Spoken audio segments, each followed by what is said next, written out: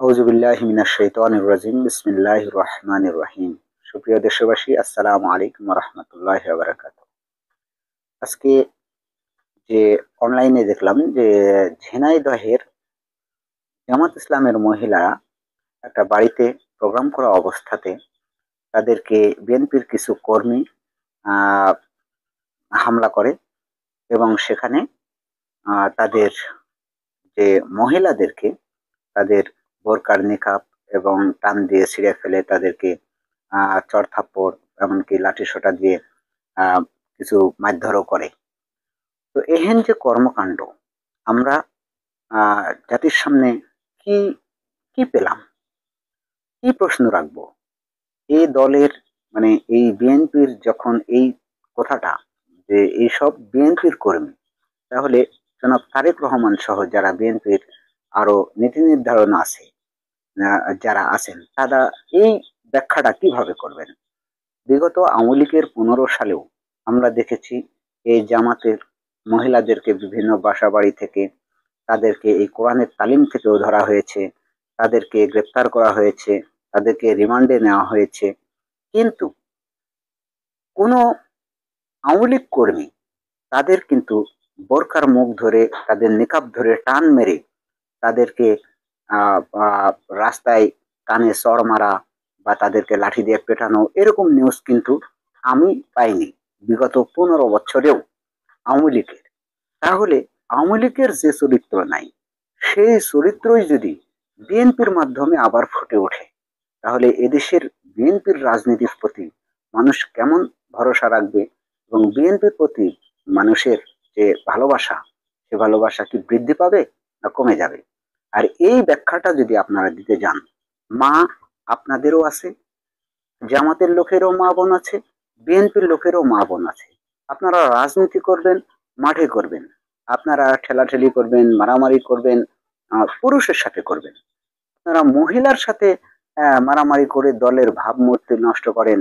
এটা সাংগঠনিকভাবে বিএনপির কেন্দ্রীয় যারা আছেন তাদের ওই এলাকায় ওই লোকগুলোকে ধরে আপনারাই তো পুলিশে শরপত করতে পারেন।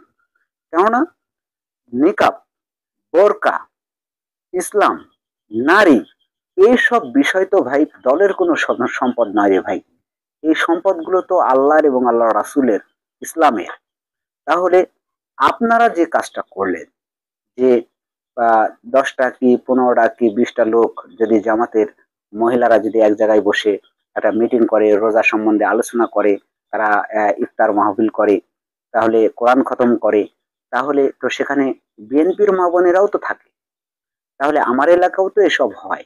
তো সেখানে বিএনপির লোক থাকে, আওয়ামী লীগের লোক থাকে, তারা একসাথে বসে এক জায়গাতে 2-1 ঘন্টা কোরআনের তালিম করে। যারা মূর্খ মানুষ কোরআন পড়তে পারে না তাদেরকে কোরআনের তালিম দেয়, কোরআন শিখায়। তো এই সব বিষয়গুলোকে আপনারা মহিলাদেরকে কেন এই আচরণ করলেন আপনারা ভাই? আর এই লোকগুলো আমরা দেখেছি যে বোরকা, পর্দা, তারপরে হলো নিকাব, এইসব জিনিস তো ভাই কোনো দলের সম্পদ না রে ভাই। এই সম্পদগুলো তো আল্লাহ এবং আল্লাহ রাসূলের পদ্ধতি। এটা ধর্মের একটা বিষয়, ফরজ বিষয়। আল্লাহ মহিলাদেরকে পর্দার সাথে চলতে বলেছে, এটা কিন্তু আল্লাহর ফরজ বিষয়। তো যেভাবে আপনারা আচরণ শুরু করেছেন যে একজনের নাম নিলে পারা অজু করতে হবে, আরেকজনের নাম নিলে পারা আপনারা বেহেশতে পাঠিয়ে দিচ্ছেন। আবার কেউ কেউ বলছেন কোরআন একটা ভাউতাবাজি, কেউ কেউ আবার এই কোরআনের কর্মীদেরকে আপনারা ধরে ধরে মারবেন। এটা কি মগের মুল্লুক নাকি রে ভাই? এটা কি দেশের মানুষ কি চোখ কান কিছু খোলা রাখে না? আপনারা কিছু বোঝেন না? তো জনাব তারেক রহমান এসব কিভাবে আপনারা নেতৃত্ব দিবেন? নিজের কর্মীদেরকেই তো আপনারা কন্ট্রোল করতে পারছেন না। তো আপনারা রাজনীতি করবেন, রাজনীতির প্রতিপক্ষকে আপনারা রাজনৈতিক ভাবে মোকাবেলা করবেন, কিন্তু এই মহিলাদের গায়ে হাত তোলা, মহিলাদেরকে হেনস্থা করার কোনো এটা তো কোনো সভ্য দেশের মানুষ নেই রে ভাই। আমরা শুনতাম যে ইসরায়েল, ফিলিস্তিন, লিবিয়া এসব দেশে খ্রিস্টানেরা মহিলার নিকাব খুলে দিচ্ছে, মুসলমানের নারীদেরকে হেনস্থা করছে বা নামাজে বাধা দিচ্ছে। এসব তো অমুসলিমের কাজ, খ্রিস্টানের কাজ। এই সব বিষয়ে কি বিএনপির নীতি নির্ধারক যারা তারা মানে কি ভাবছেন? এই লোকগুলোকে অচিরেই ধরে আপনারা নিজেরাই নিজের দলের স্বার্থে, নিজের দেশের স্বার্থে, আইন শৃঙ্খলার স্বার্থে এই লোকগুলোকে আপনারাই ধরিয়ে দিন পুলিশকে। ধরে দিয়ে তাদের কঠিন আইনের ব্যবস্থা করুন। রাজনীতি করবেন রাজনীতির মাঠে এবং রাজনীতির ভাষা হবে রাজনৈতিক ভাবে। কিন্তু এখানে তো পুরুষের আপনারা আপনাদের যদি মনে করেন যে আপনি একজন বিএনপি কর্মী, আপনার মা বোন যাচ্ছে স্কুল কলেজে, আপনার মা বোন যাচ্ছে নামাজ পড়তে, আপনার মা বোন যাচ্ছে একটা অফিস আদালতে, সেখানে যদি শিবিরের 10টা ছেলে যদি সেখানে ধরে মারধর করে, তাদেরকে যদি চড়থাপ্পড় দেয়, তাহলে তাদেরকে যদি লাঠিসোঁটা দিয়ে মারামারি করে বা তাদেরকে যদি মারধর করে, এটা কি সমাজে ভালো দেখাবে রে ভাই? হ্যাঁ, আপনারা কোন দিক দিয়ে নিয়ে না রাজনীতিটা কোন দিক নিয়ে যাচ্ছেন আপনারা? ফরজ যে সব বিষয়, আপনি মুসলমান না, আপনার ইজ্জতের দরকার নেই, আপনার মা বোন বোরকা পরে না, তাহলে বোরকার নিকাব ধরে টান মেরে তাকে খালি মাথায় আপনি রাস্তাতে দাঁড় করে রাখবেন? এটা কেমন সভ্য দেশ আর কেমন সভ্য রাজনীতি করেন? আবার কোন দলের একটা নাম দিয়ে আপনি এ কাজ করেছেন? আপনাকে কি অধিকার দিয়েছে? এটা তারেক রহমান বলেছে? জিয়া বলেছে? বেগম জিয়া সাহেব একথা বলেছে যে মহিলাদেরকে এভাবে নিকাব ছেড়ে নাও, কি খুলে নাও, তাদেরকে মারধর করো রাস্তায়? এটা কি সভ্য দেশ?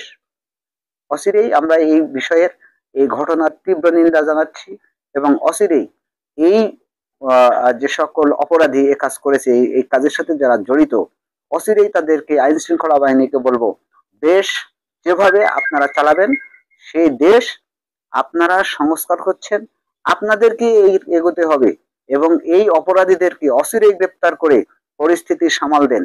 নয়তো এই ফরজ বিষয়ের ব্যাপারে জামাত শিবিরেরা কখনোই আপোষ করবে না।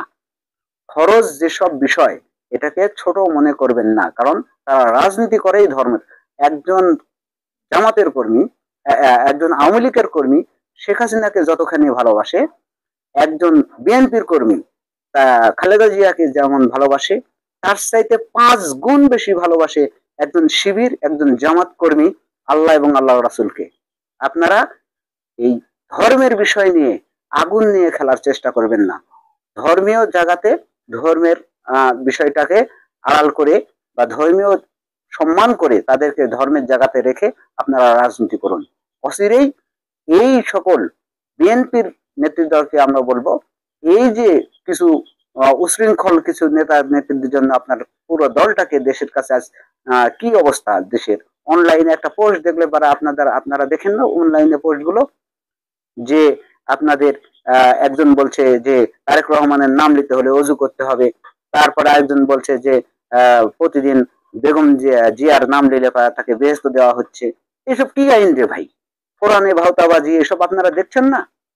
এসব দেখে আপনারা কি ব্যবস্থা নিচ্ছেন দলীয় ভাবে? আর আপনারা নেন বা না নেন সেটা বড় বিষয় নয়, বড় বিষয় এদেশের 90% মানুষ মুসলমান, তারা কিন্তু ঠিকই ব্যবস্থা নেবে এবং এর প্রভাব কিন্তু আপনারা অবশ্যই রাজনীতিতে পাবেন, আপনারা ভোটের মাঠেও পাবেন। আশা করব এই অপরাধীদেরকে অচিরেই গ্রেপ্তার করে আইনের আওতায় এনে আইনগতভাবে ফরজ বিষয়গুলোতে আইন করে তাদেরকে প্রতিহত করতে হবে। ধন্যবাদ সবাইকে। আসসালামু আলাইকুম ওয়া রাহমাতুল্লাহি ওয়া বারাকাতুহু।